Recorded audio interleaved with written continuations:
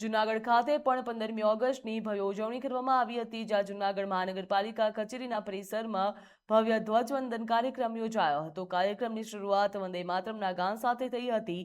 ત્યારબાદ મેયર ધર્મેશ પોશિયાના હસ્તે રાષ્ટ્રધ્વજને સલામી આપવામાં આવી હતી। આ પ્રસંગે ડેપ્યુટી મેયર આકાશ કટારા, મન અભાણી, અલ્પેશ અજવાણી સહિતના ચૂંટાયેલા હોદ્દેદારો, અધિકારીઓ અને કર્મચારીઓ ઉપસ્થિત રહ્યા હતા।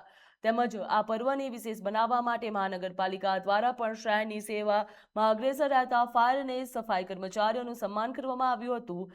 તેમની નિષ્ઠા અને સમર્પણને બિરદાવીને પ્રતીક ચિહ્ન અને પ્રશસ્તિ પત્ર આપવામાં આવ્યા હતા। ધ્વજવંદન કાર્યક્રમમાં શાળાના વિદ્યાર્થીઓ, પાલિકાના કર્મચારીઓ અને મોટી સંખ્યામાં નાગરિકો જોડાયા હતા।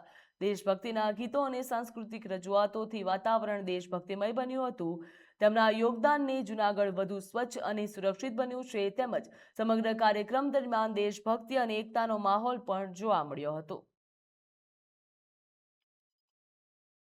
15મી ઓગસ્ટ અને 80મા સ્વતંત્ર પર્વની જૂનાગઢ મહાનગરપાલિકા ખાતે ધ્વજવંદન કરવામાં આવ્યું છે।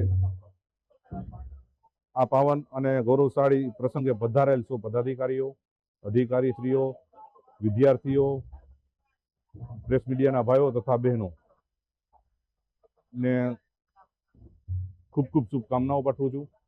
સાથે સાથે જે ફાયરના કર્મચારીઓને પ્રમાણપત્ર આપવામાં આવ્યું છે, સાથે સાથે સફાઈ કામદારોને પણ પ્રમાણપત્ર પાઠવવામાં આવ્યું છે। અને સૌપ્રથમ આજના પાવન દિવસે તમામ દેશ ભક્તો અને આઝાદીના લડવૈયાને અને સરહદ પર દેશનું રક્ષણ કરતા વીર જવાનોને નતમસ્તક વંદન કરું છું। સાથે સાથે